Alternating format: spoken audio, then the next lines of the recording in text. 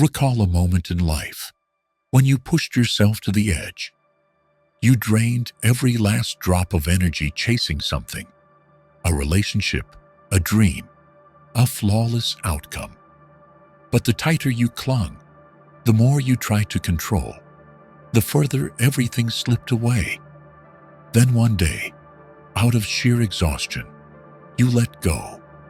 And strangely, what you once longed for returned, not with noise, but with silence, not with pressure, but with a lightness, as if held aloft by something greater than yourself.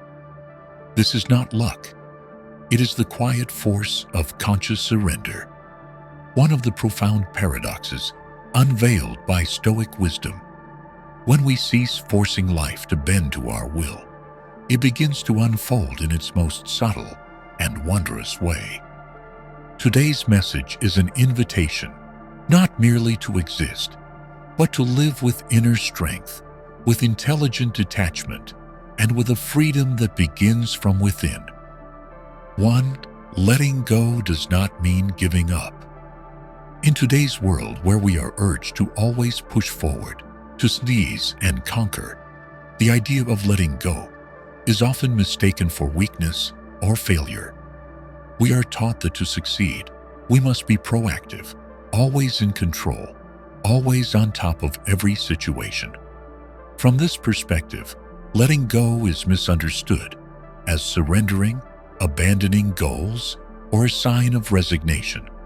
But in truth, this is a misconception. In Stoic philosophy, letting go is not an act of retreat, but a higher state of awareness, a form of self-mastery that comes from knowing our limits. Stoicism does not promote passivity.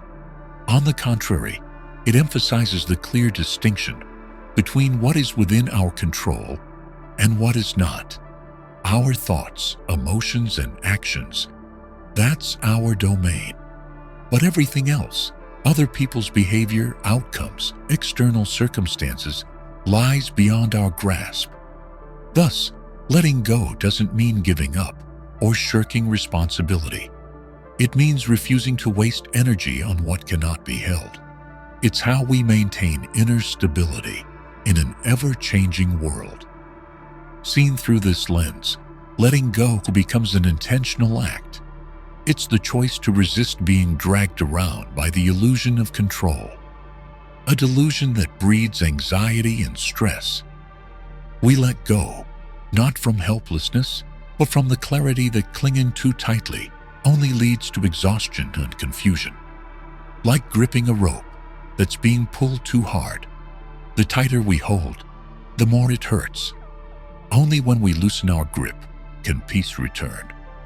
In the same way, letting go frees the mind from the weight of expectations, from the spiral of disappointment when things don't go as planned.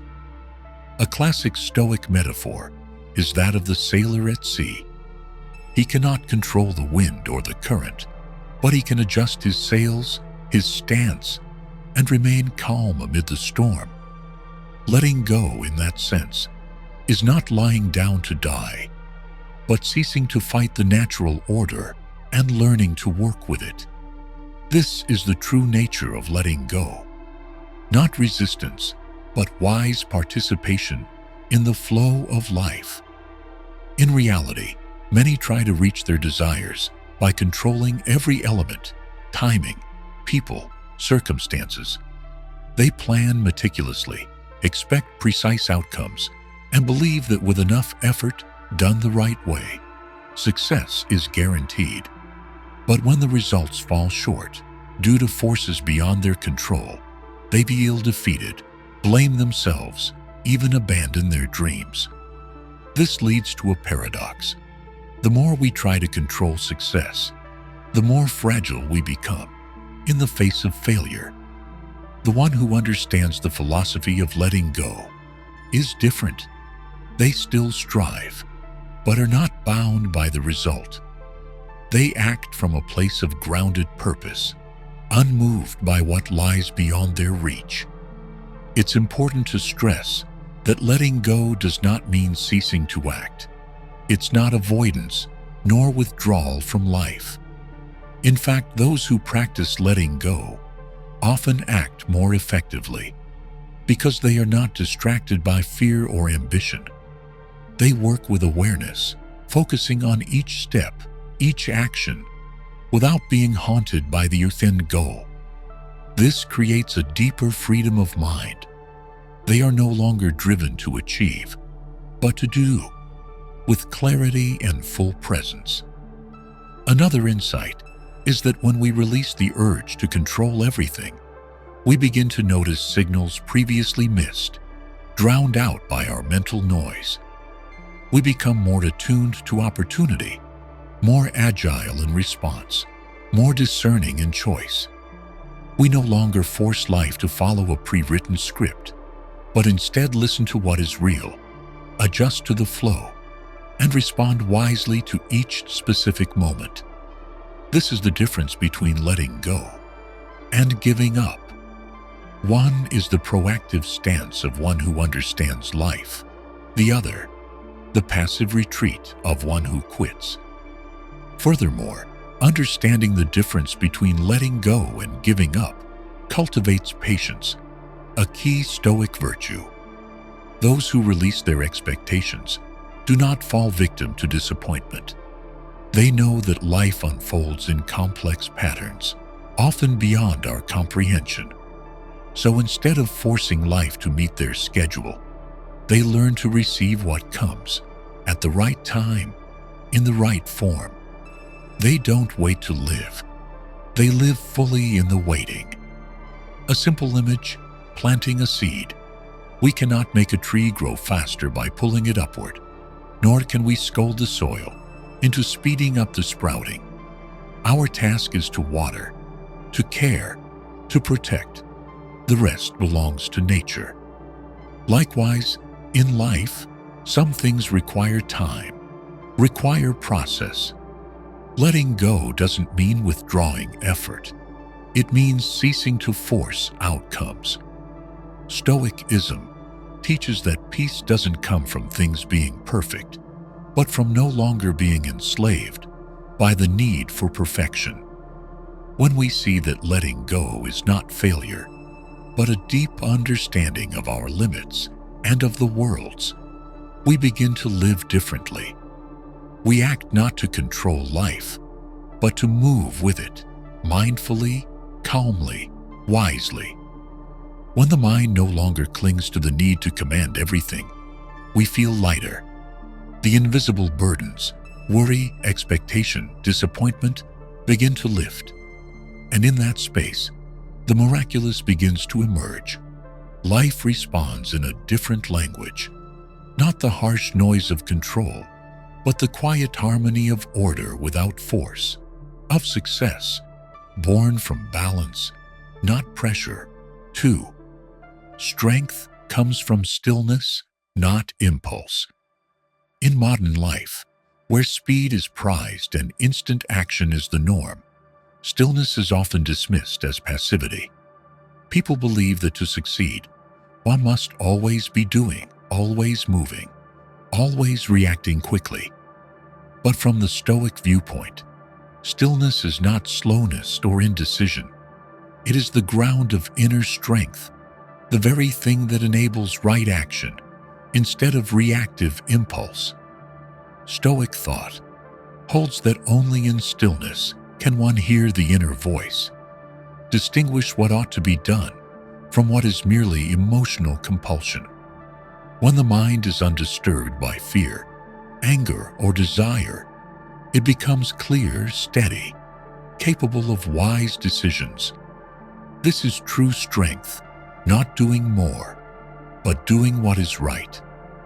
By contrast, impulsive action often arises from lack of inner control. It shows up when one is ruled by feeling, when there's no space between stimulus and response. An insult, a setback, a sudden change. Without stillness, we fall into instinct, anger, avoidance, rash decisions. These may bring momentary relief, but often carry lasting regret. Damaged relationships, missed chances, compromised integrity. The Stoic does not reject emotion, but does not obey it either. Emotions are human, but unchecked, they can destroy the foundation of reason and virtue. That's why Stoics cultivate mental stillness, not by avoiding life, but by meeting it with deep awareness and deliberate presence. Stillness also grants distance, the space to discern what's real and what's illusion. In a world of noise and external pressure, those without stillness are swept into others' opinions, constant comparison, or hollow pursuits. But those who listen inwardly through silence know their values, their aims, and stay true to their course, even when misunderstood or opposed. Moreover, stillness is essential for patience. A mind that isn't in a rush won't be overwhelmed by immediate results or the need to prove something now. Instead, it knows that all things of worth take time.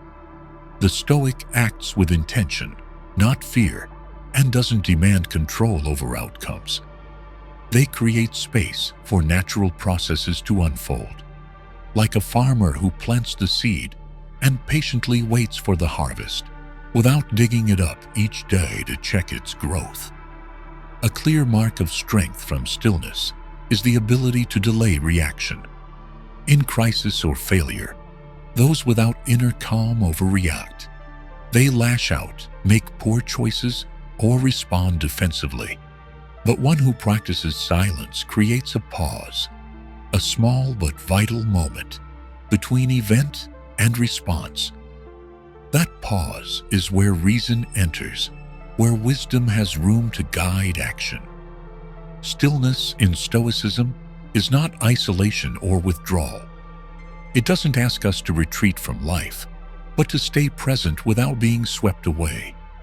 The still mind still engages, works, loves, faces trials, but does so from a calm core, unmoved by praise or blame, success or chaos. One clear example of this is how people face crisis. In the same situation, job loss, financial failure, personal upheaval, the still person pauses, observes their inner response, and acts only within their sphere of control. They don't panic, don't act just to do something. By contrast, the impulsive may cut ties, assign blame, or quit too soon, actions often regretted later. Stillness also deepens connection. In communication, the one who listens in silence understands more, judges less, and responds more constructively. Silence is not an absence in conversation. It's a space where truth can surface, where others feel accepted without pressure. This builds trust and lasting relationships. Finally, stillness doesn't happen by chance. It is the fruit of continuous practice. The Stoic trains through meditation, journaling, self-examination, and daily emotional awareness. They don't wait for calm conditions. They practice calm in the storm, because they know it is precisely in turbulence that true strength is revealed. 3. Resistance is not the enemy. It is an invitation. On the path of life and growth, resistance is inevitable. It can take many forms: procrastination, laziness, fear of failure, self-doubt, or the feeling of not being good enough to begin. It is an invisible yet persistent force that makes us hesitate, retreat, or choose the easier path to avoid challenge. Yet in Stoic philosophy, resistance is not an obstacle to be eliminated, but a signal, an invitation to step into the unknown, where true potential is awakened. Inner resistance often arises when we stand before meaningful action or prepare to leave our comfort zone for change. It is not a sign of weakness, but confirmation that what lies ahead truly matters. The presence of resistance signals something is shifting deep within, and that is the gateway to growth. For the Stoic, feeling resistance is not a reason to stop, but a cue to move forward with awareness and discipline. Resistance often speaks through familiar voices in the mind. I'm not good enough. This will fail. Who will care about what I do? Or, I should wait for the perfect time. Left unexamined, these thoughts quickly become barriers. Those unaware of resistance's nature believe them and give up before even beginning. But the Stoic does not let transient emotions dictate action. They observe, reflect, and act in spite of discomfort, because they understand that right action does not require comfort to begin. A clear illustration is the story of Adam, a writer who constantly battled procrastination and helplessness when facing the blank page. Adam lacked neither talent nor time, but every time he sat down to write, fear overwhelmed him. Fear of writing poorly, of being judged, of never finishing. At first, he fought it with force, strict discipline, pressure. But the harder he pushed, the stronger resistance grew. Only when he began to see resistance not as an enemy, but as part of the creative process, did things begin to shift. Adam stopped fighting the fear and instead chose to sit beside it. Each morning, he showed up to the page with no expectation of greatness.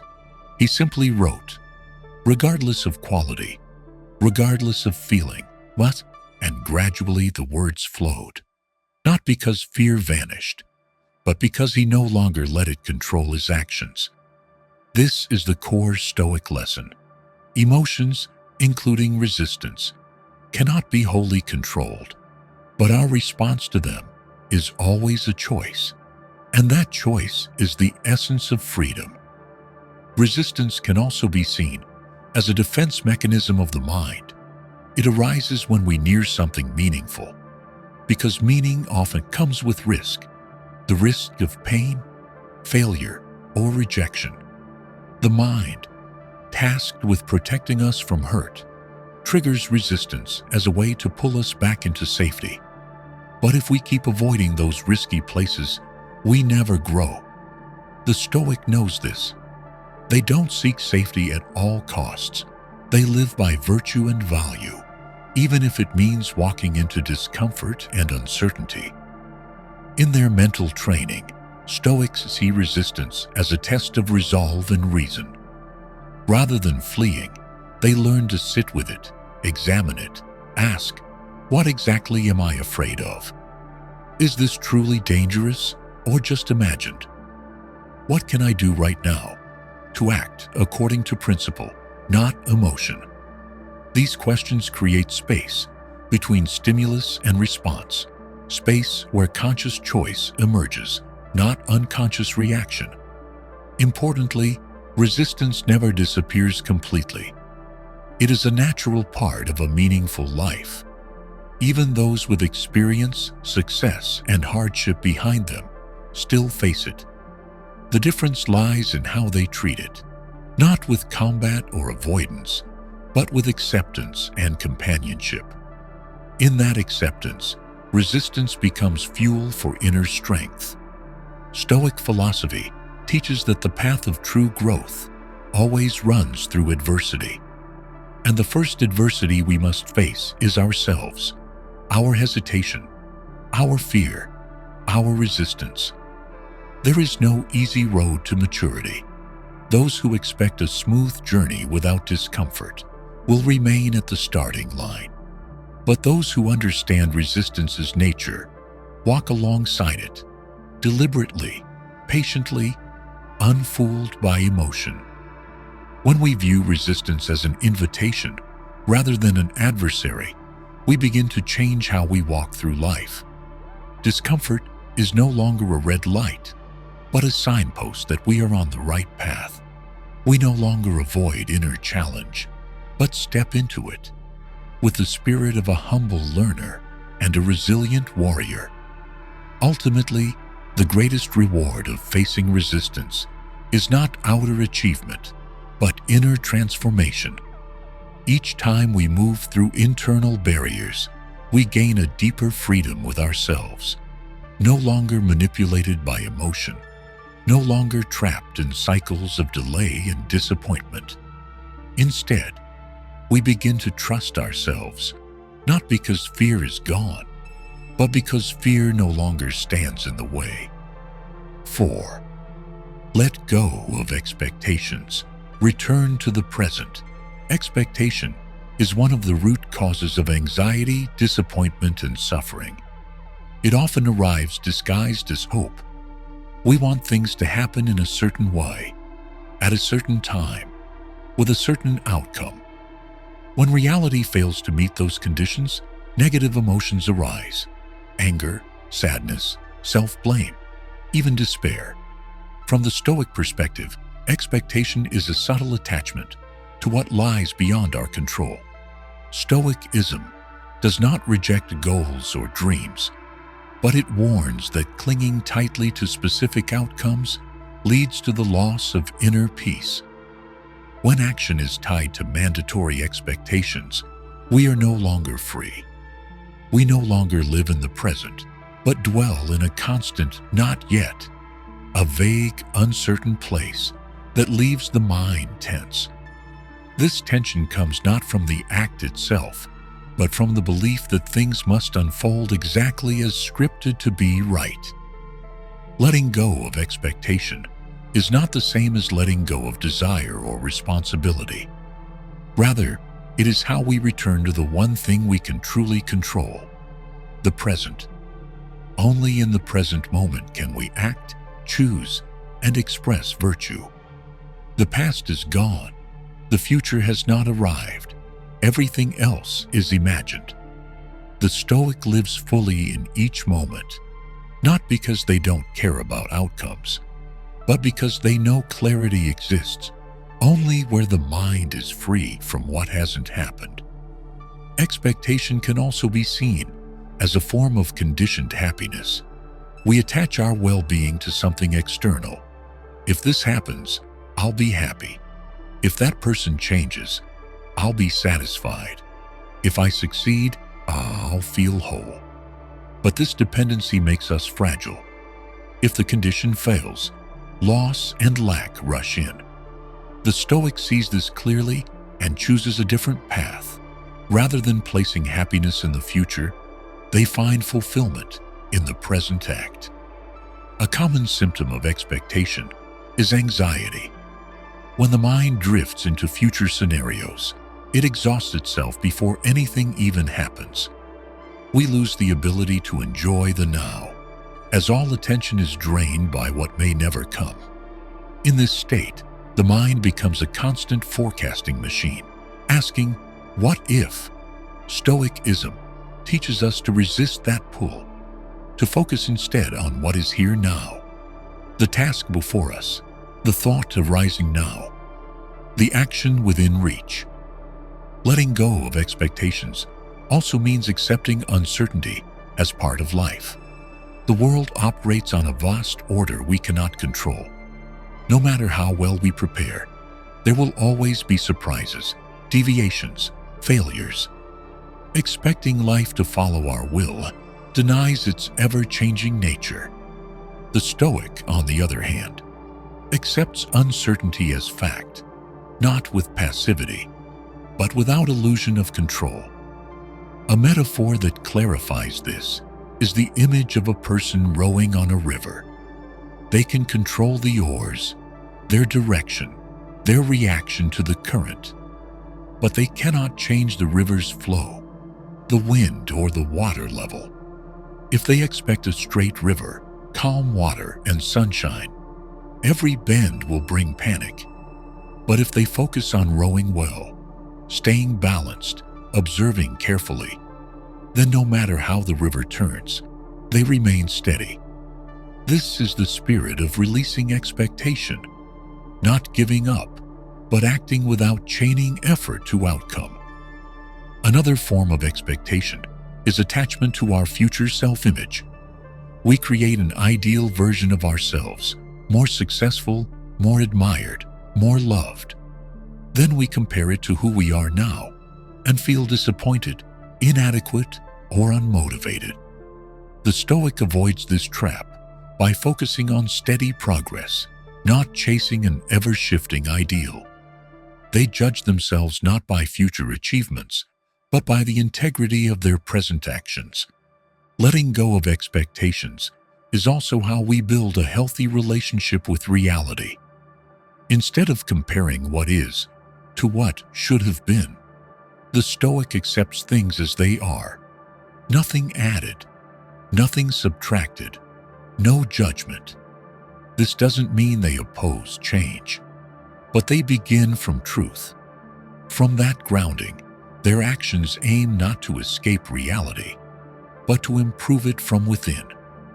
In relationships, expectation is often the root of conflict. We expect others to understand us, behave how we want, change for us. When that doesn't happen, we feel let down and turn to blame or anger. The Stoic avoids this trap by focusing on their own conduct. They love without demanding perfection. They communicate without imposing conditions. They understand that every person walks their own path, and expecting to control them only leads to stress and pain. In the end, returning to the present is not just a way to reduce suffering. It is an ethical act.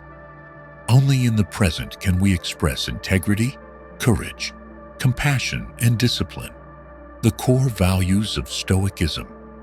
Free from the pull of past and future, we become more grounded, more insightful, and more capable of living fully with ourselves and with the world. 5. Unconditional love cannot exist where control remains. In relationships, love is often admired as a noble emotion, yet it is also one of the most misunderstood and pain-ridden areas of human life. People frequently confuse love with control, care with possession. When love becomes entangled with expectations, demands, or dependency, it slowly transforms from genuine connection into a bond burdened by pressure. From the Stoic view, love cannot truly exist if it is bound to the desire to control another. Stoicism holds that every human being is an autonomous individual with their own will and choices. Trying to mold another person to fit our expectations is an overreach beyond our domain. This leads to internal conflict and harms both sides of the relationship. When someone tries to shape the other into a preferred version, whether in thought, feeling, or behavior, they violate the other's freedom, and love turns into a subtle form of coercion. Unconditional love, true to its name, asks for nothing in return and carries no prerequisites for its existence. It is not based on the fulfillment of expectations or dependent on the other behaving a certain way to sustain our positive feelings. This love is the acceptance of another as they are, with all strengths and flaws, without trying to reshape them to suit personal desires. A common expression of control in love is the expectation that the other must always understand us, respond correctly, or behave perfectly in every situation. When these expectations are unmet, we fall easily into disappointment, criticism, or a sense of betrayal. But in truth, the root of the pain lies not in the other's actions, but in our attachment to the idealized version we've projected onto them. The Stoic understands that each person has their own freedom of choice, and expecting them to always conform to our personal standards is unrealistic. In love, the need for control often comes with fear. Fear of loss, fear of abandonment, fear of no longer being significant. To resist this fear, people try to control their loved ones' actions, emotions, or even their future. They may use words, emotions, or behavior to exert pressure so the other will change. But that very control undermines the trust, space, and freedom that genuine connection requires to grow naturally. The Stoic draws a clear distinction between love and dependency. Love is action born of understanding and goodwill, the desire for another's well-being without self-interest. Dependency, by contrast, is the feeling that we need the other to fill a void within, a feeling that strips us of independence and leaves us fragile when the relationship falters. Stoicism values autonomy in all conditions, even in love, because only from inner independence can one love fully, without turning love into a burden. A healthy relationship, according to Stoicism, is built between two independent individuals, each with their own values, direction, and agency.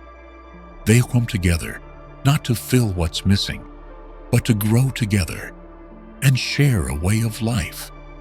In such a relationship, no one seeks to possess or control the other.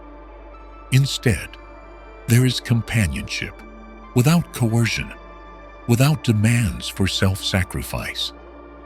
Another facet of love without control is the acceptance that the other may change, and that change might not align with our hopes. Rather than resist this by trying to pull them back to who they once were, the Stoic chooses understanding and adaptability. They don't force the relationship to continue at any cost, nor cast themselves as victims if the other walks a different path. They respect the other's journey and hold gratitude for the time shared, regardless of whether it continues or ends. Unconditional love does not ignore the boundaries needed in a relationship. The Stoic does not tolerate harm, abuse, or the compromise of moral principles. But when they set limits, it is not to control, but to protect their values. They do not love by becoming someone else, nor love to reshape the other into an ideal. They love by remaining themselves while honoring the other as a distinct and sovereign being. A key element of unconditional love is presence. The Stoic anchors themselves in the present moment of the relationship, not dragged by the past, nor overly attached to future outcomes. They do not love an image in their mind, but the person before them as they are, in all their imperfection and honesty.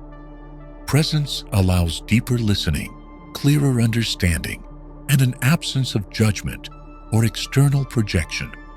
When control disappears, love becomes a space of freedom, a place where each person can be fully themselves without fear of judgment, where change is not a threat and difference doesn't weaken the bond. This kind of love doesn't require conditions or compromise. It is sustained by truth and inner freedom. In the Stoic spirit, true love is not about holding tight, but knowing how to let things unfold as they naturally are. The Stoic does not try to keep someone by force, but by full presence. And if the relationship ends, they do not see it as failure, but as part of life's flow, something to accept with wisdom and gratitude. 6. Letting go of control to become more adaptable. In an increasingly complex and volatile world, people often seek safety through control. They create meticulous plans, set detailed goals, monitor each step, and try to keep everything within reach. Control is seen as a way to assert authority, prevent unforeseen risks, and avoid the discomfort of facing the unknown.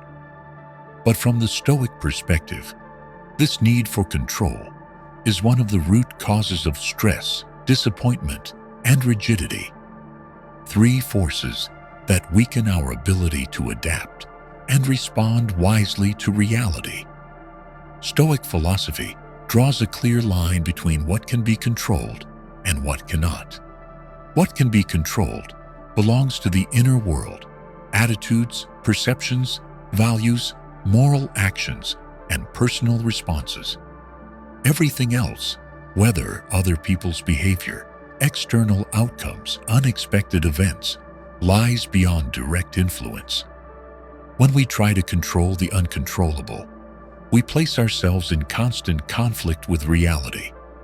Rigidity forms from the effort to keep things fixed, while life itself refuses to follow any straight-line logic we might wish for. The Stoic does not reject discipline or planning. They live purposefully, act with intent, and maintain diligence in even the smallest tasks. But they do all this with a spirit of flexibility. They are ready to pivot when circumstances shift, willing to let go of outdated methods, and do not let pride suffer when reality diverges from the plan. Success is not defined by making everything go as intended, but by the ability to remain true to one's values no matter what occurs. Flexibility is not weakness or lack of commitment. On the contrary, the flexibility Stoicism advocates is inner steadiness paired with outer adaptability. When a situation changes, a project fails, a relationship ends, or something unexpected strikes, the flexible person does not panic or deny it. They observe what is happening, reassess the variables, and adjust their response accordingly, all while upholding their character and integrity. This adaptability is not a surrender.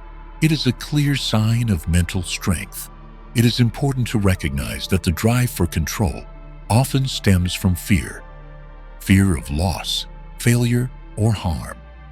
This fear leads people to build protective layers, backup plans, fixed expectations, micromanaged routines. Yet these very defenses become the source of tension, inflexibility, and resistance to change. Stoicism teaches that instead of living in fear and reacting with rigidity, we must cultivate adaptability by letting go of the illusion that we can command all things. Flexibility also demands a particular kind of courage, the courage to abandon a once cherished plan, to admit mistakes, and to begin again when necessary. The Stoic does not judge themselves by how flawlessly a plan unfolds, but by the resilience shown in the face of setbacks.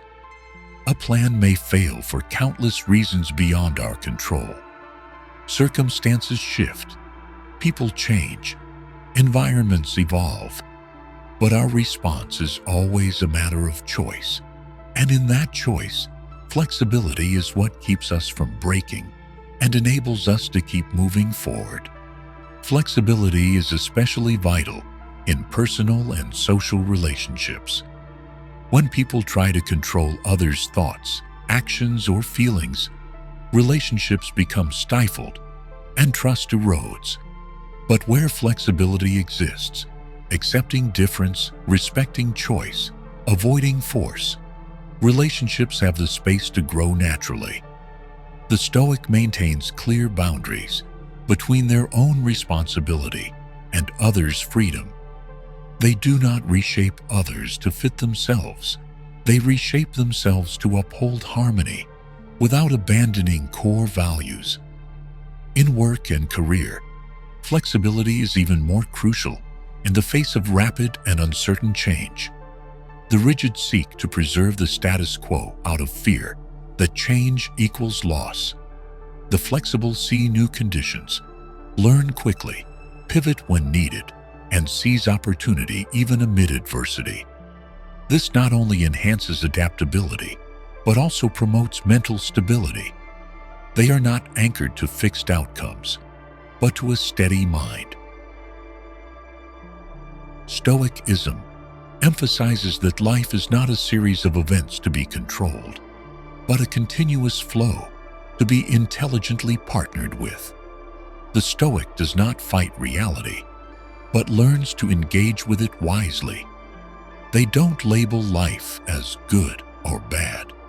They care only for how they live within each circumstance.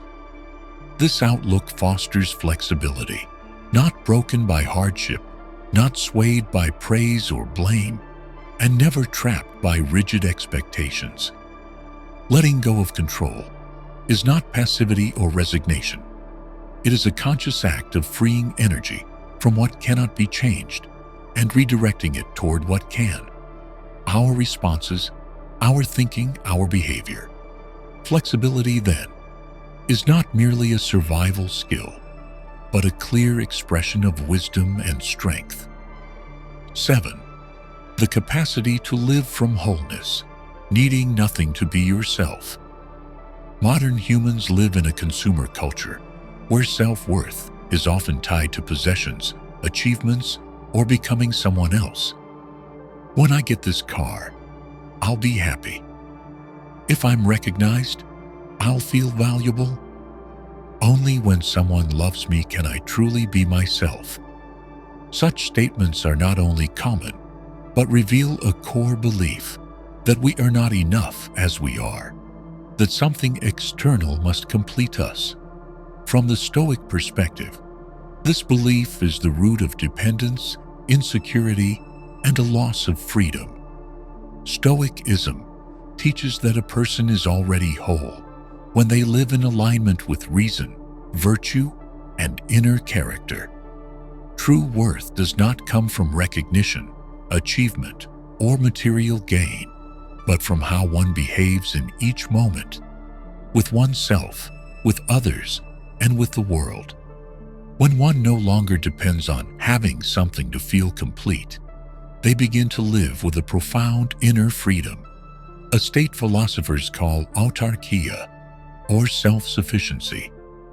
This sense of wholeness is not about material comfort or fleeting emotion, but a state of awareness. It is the realization that nothing external can truly add to or take away from one's core value. A person with this awareness does not need to prove themselves, does not compete for attention, and is not driven by the inner void society constantly cultivates. They act not to fill an emptiness, but to live in accordance with chosen values, regardless of circumstances. A clear sign of living from wholeness is the absence of dependence. When people live from a sense of lack, they easily become reliant on external conditions to sustain their self-worth. They may depend on praise to feel confident, on success to feel meaningful, or on others to feel loved. But when those externalities shift through criticism, failure, or loss, their sense of self wavers. By contrast, the person who lives from wholeness remains steady because their worth is not conditional, but grounded in how they exist and act. The ability to live from wholeness also appears in the reduction of unnecessary desires. Stoicism does not deny basic human needs, but distinguishes clearly between needs and wants. What is essential for life, food, shelter, health, is reasonable. But the endless pursuit of fame, power, attention, or excess often breeds dissatisfaction and conflict. The person who lives from wholeness understands that simplicity is not deprivation, but a form of freedom. Freedom from insatiable desires that keep us feeling inadequate. Once a person no longer needs anything to be themselves, they act from autonomy rather than from fear or lack. They are not striving to become something in the eyes of others, but focus on expressing their values through tangible action. They are not swayed by an idealized self-image, nor crushed by external criticism. This inner steadiness creates lasting peace, not because life is free of hardship, but because nothing can rob them of their essence.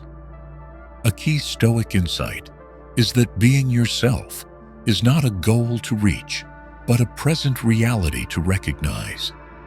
One does not need to search for the self in some future state.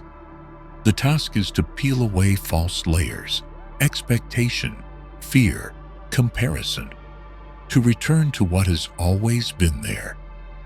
When there is no longer a need to be oneself, every action becomes authentic, unforced, and free of hidden agendas. Living from wholeness also fosters healthy relationships. Such individuals do not enter relationships to get love, validation, or a sense of completeness. Instead, they come from a place of stability, to share, to walk alongside, to live with, not to depend on the other for survival. This builds lasting connections based on mutual respect and understanding, not dependency. In work and social action, living from wholeness allows one to focus on the essence of what they do, rather than chasing recognition or comparing themselves to others. They don't act to be noticed or to outshine, but because the act aligns with their values. They find meaning in the doing itself, not in the result. As a result, they remain consistent, even when outcomes fall short. Spiritually, wholeness becomes the condition for cultivating wisdom and insight. When no longer distracted by the need to prove or the fear of loss, the mind becomes quieter and more attuned to truth. In this state, one sees more clearly, learns more easily, empathizes more deeply, and forgives more freely, because there is nothing to protect, compete for, or prove. Stoicism does not promise that inner wholeness will shield one from pain or difficulty, but it affirms that the person who lives from wholeness will not collapse in adversity. For nothing external can make them lose who they are. They may lose wealth, reputation, even loved ones, but not the capacity to live with integrity. This is the deepest form of independence a person can attain. Not indifference to life, but freedom from being ruled by it. 8. Not resisting, but collaborating with the flow of life. Life is a continuous stream of events, conditions, and change. Every day, every hour, the world moves according to a larger order, beyond any individual's control. From shifting weather, market fluctuations, human behavior, to unforeseen personal events, all are part of this current. Faced with this vast, unpredictable reality, we have two choices: either to resist it constantly, trying to control or fight every unwanted turn, or to collaborate with it, adapt, and act from deep understanding of natural law. According to Stoicism, the second path is the way of wisdom. Stoicism does not promote passivity or surrender to fate. On the contrary, it insists that we must act. But our actions must be rooted in a clear distinction between what can and cannot be controlled. When someone realizes that life's flow cannot be bent to personal will, they stop wasting energy resisting what lies beyond reach. Rather than tensing against the unchangeable, they invest their focus and effort in what is: attitude, response, moral choice, presence. Collaborating with life does not mean accepting everything passively, but actively choosing to align with natural order rather than defy it. In Stoic thought, the universe is a structured whole, where nothing happens by chance, but is part of the logos, the rational principle of the cosmos. As part of this cosmos, human beings also possess reason, and can therefore harmonize themselves with the greater order through understanding, acceptance, and right action. When facing hardship, the instinctive human response is resistance, anger, blame, outrage, or escape. But from the Stoic perspective, such reactions only cloud the inner life without altering reality. For instance, when a storm arrives, The farmer cannot stop the wind and rain, but they can cover the crops, reinforce the house, and wait for clear skies. The difference is, they don't waste energy resenting the weather, but use it to respond wisely to the moment. One of Stoicism's core principles is amor fati, love of fate. Not merely acceptance, but embracing what happens as necessary to the unfolding of life. When people view every event, pleasant or painful, as material for the cultivation of virtue, they shift from a reactive to a proactive stance. They stop asking, "Why is this happening to me?" and begin asking, "What can I do with this to live my values?" In that question, collaboration with life begins. Collaboration also means recognizing one's role in the larger whole. When someone places themselves at the center of the universe, every obstacle feels unjust or wrong. But when we understand ourselves as part of something bigger, our view shifts. A delay, a loss, a breakup, rather than being labeled as misfortunes, become necessary pieces of a greater process, where each experience is a lesson, a gateway, or a moment of transformation. Such collaboration requires great flexibility. Plans won't always go as expected, and efforts won't always yield the desired reward. The Stoic does not abandon their ideals, but adjusts their methods, timing, and tools. They are not attached to how things must happen, but stay committed to doing what is right in the present reality. This ability to adapt is a hallmark of practical wisdom. Working with life also brings peace. When we stop fighting reality, we feel a lightness, not because life gets easier, but because the inner conflict between expectation and truth begins to dissolve. The mind is no longer drained by unanswerable questions, but focused on what can be done now. This focus increases the effectiveness of action, enriches life's quality, and strengthens inner power.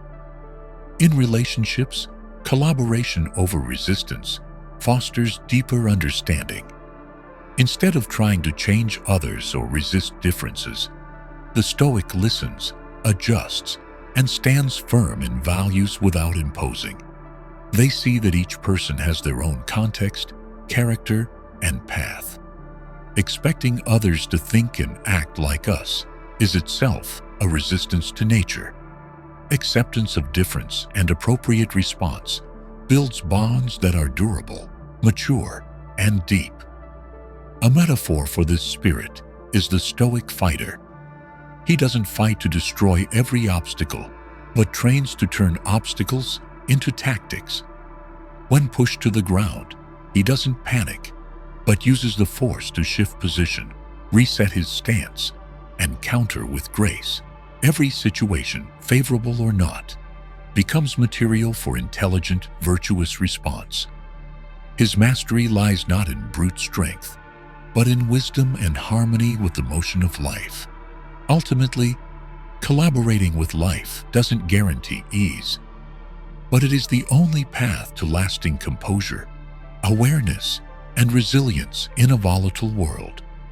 Instead of living in constant opposition, one lives in dialogue with life, where every event is a message, every trial a test, and every moment a chance to grow. 9. Acceptance is the first step toward freedom. Freedom is a universal human aspiration.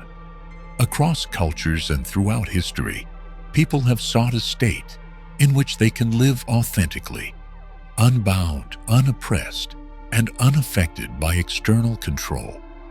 Yet while most equate freedom with the absence of external constraints, such as the right to choose, to move, or to own, Stoicism defines freedom in a deeper way. True freedom begins within, and its first condition is acceptance. In Stoic thought, acceptance does not mean resignation or submission, It does not imply giving up effort or leaving everything to fate. On the contrary, acceptance is the first act of the wise, of one who sees clearly the boundary between what can be controlled and what cannot. Acceptance, then, is agreement with reality as it is, rather than resistance or denial. It is not surrender, but the starting point, the beginning of right action rooted in reason, not emotion. Acceptance is also how we dissolve inner conflict, the kind born from the gap between expectation and reality. When we resist what is happening, we not only battle the external event, but wage a war in the mind. That battle drains our energy and traps us in anxiety, tension, and helplessness.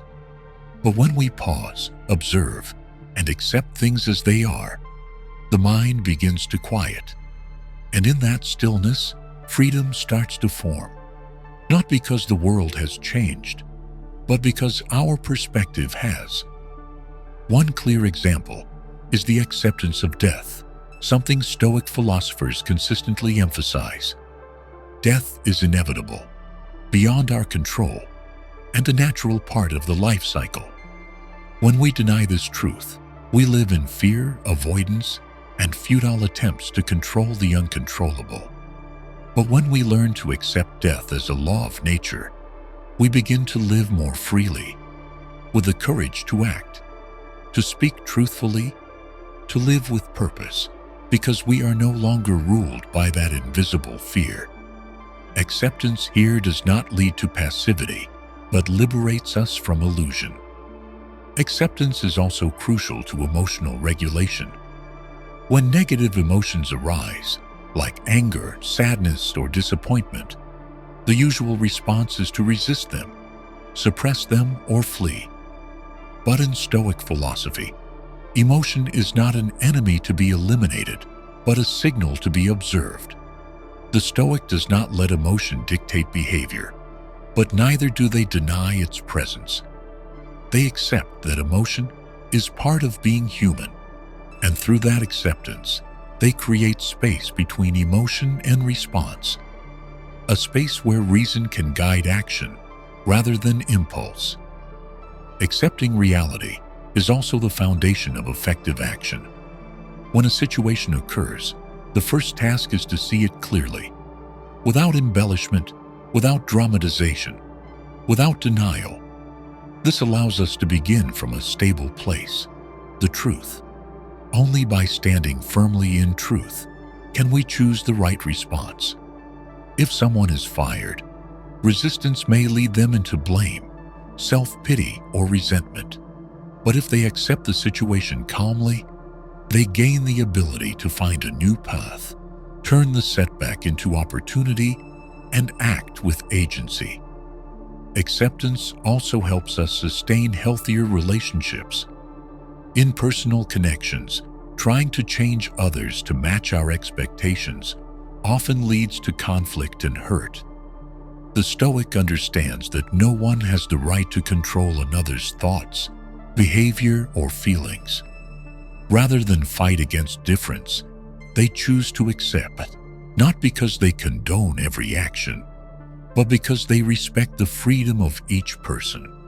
From this acceptance, they build relationships grounded in understanding and mutual respect, not control and imposition. At its core, acceptance is the act of reason, rising above emotional reflex. It asks us to remain centered amid adversity and not lose our character when events don't go our way. The Stoic trains this daily by anticipating what might happen, journaling, and reflecting on their responses. Through this, they stop being victims of circumstance and become agents of action, guided by deep understanding of life's nature. Freedom in Stoic thought does not come from controlling everything, but from being bound by nothing. When we accept that some things lie beyond our power, we begin to free ourselves from the burden of control and illusion. We no longer strain to bend everything to our will, no longer live in fear of loss, no longer depend on outcomes. The freedom we gain is a form of inner strength, calm, unshakable, and beyond confiscation.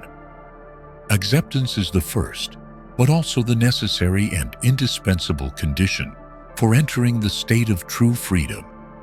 Without it, every action stems from resistance, fear, or fixation. But once acceptance is in place, we act with clarity, unmoved by outcome, and untroubled by what lies beyond our reach. In that state, we find freedom, not the license to do whatever we want, but the ability to live in accordance with principle, regardless of circumstance. One thing I've realized after years of reading and practicing Stoic philosophy is this: we don't need an inner revolution to change. We only need to begin by observing how we respond to everyday life. In the morning, instead of rushing to check my phone and letting myself be swept into worry, I choose to pause for a minute, breathe, look out the window, remind myself, today will bring things I didn't plan, and I don't need to resist them with irritation. That is how I practice not resisting, but collaborating with the flow of life. When someone behaves in a way I didn't expect, instead of trying to change them, I've learned to step back and listen. Not to agree, but to understand this. The other person is struggling with their own life, just like I am. In that moment, unconditional love stops being theory and becomes a real, natural response. And at the end of the day, when facing fatigue or disappointment, I no longer ask, why me? But instead, what is this strengthening within me? That question doesn't erase the sadness, but it gives me the power to choose how I continue. We cannot eliminate every twist of fate, but we can live more lightly. When we let go of control, let go of expectation, and act from a place of inner sufficiency, that is where freedom begins. If you found value in what you just heard, don't forget to like, subscribe, and turn on notifications so you won't miss future content, where together we'll continue to explore inner resilience and practical wisdom. And remember, sometimes the most powerful thing we can do is to let go with full awareness. See you in the next video.